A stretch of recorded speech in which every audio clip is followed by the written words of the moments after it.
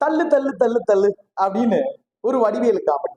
Bus ரோட்ல நின்று போயிடும், எல்லாரும் தள்ளிக்கிட்டு இருப்பாங்க, ஆனா ஒருத்தர் மட்டும் தள்ளு தள்ளு தள்ளுன்னு சொல்லிட்டு இருப்பார்.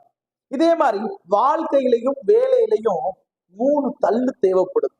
இந்த தள்ளு தெரிஞ்சா மட்டும்தான் வாழ்க்கை வேலையும் தள்ள முடியும். அது என்ன தள்ளு? அறிதல், புரிதல், தெளிதல். அது என்ன அறிதல்? பைக் ஓட்ட கத்துக்கணும். ஃப்ரெண்டு சொல்றாரு இப்படிதான் ஓட்டணும், கிளச்ச பிடிக்கணும், பிரேக்க பிடிக்கணும் அப்படின்ட்டு, கியரை போடணும்னு சொல்றாரு. இது அறிதல்.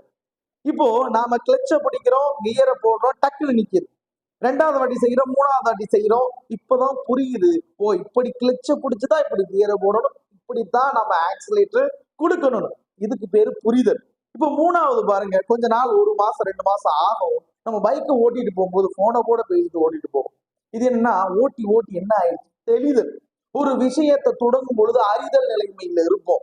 அதுக்கப்புறம் அதை செஞ்சு பார்க்கும்போது, தவறு செஞ்சு செஞ்சு கத்துக்கும் பொழுது புரிதல் நிலைமையில இருக்கும். இறுதியில தொடர்ச்சியா செய்யும் போதுதான் தெளிதல் அப்படிங்கிற நிலைமை வரும். இது வாழ்க்கையிலும் சரி, வேலையிலையும் சரி உங்களுக்கு சிறப்பாக பயன்படும் அப்படின்னு நம்புறேன். தேங்க்யூ.